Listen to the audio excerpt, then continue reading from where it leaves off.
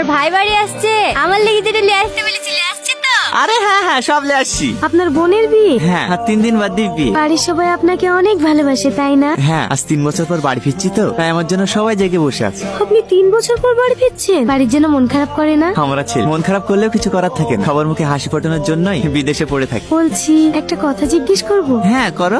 আপনি বিয়ে করেছেন? না না, বোনের বিয়ে না দিয়ে আমি বিয়ে করবো কিভাবে?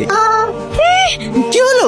ইদু, একটা কথা বলবো। হ্যাঁ বলো। তোমার গার্লফ্রেন্ড আছে? না না, বেশিরভাগ সময় বিদেশে পড়ে থাকি। আমি গার্লফ্রেন্ড কোথায় পাবো? তোমার আমার কোনো বয়ফ্রেন্ড নেই। ওভাবে কি দেখছো? জানি না।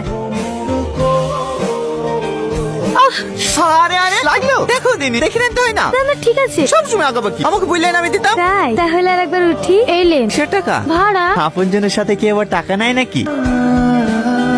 শোনো না, হ্যাঁ বলেন। তোমার নাম্বারটা। মোবাইলটা দিন। মা ব্যাগে টাকা আছে, ওখানে 20,000 টাকা লেসে দাও দিনে। হ্যাঁ হ্যাঁ দিছি। বাবু থেকে টাকা পাচ্ছ না যে?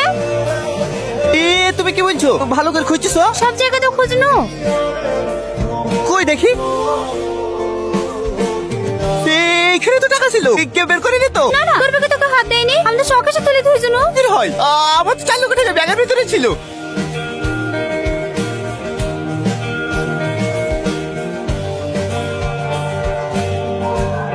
তার মানে ওই মেয়েটা কি আমার টাকাগুলো চুরি করে নিয়েছে?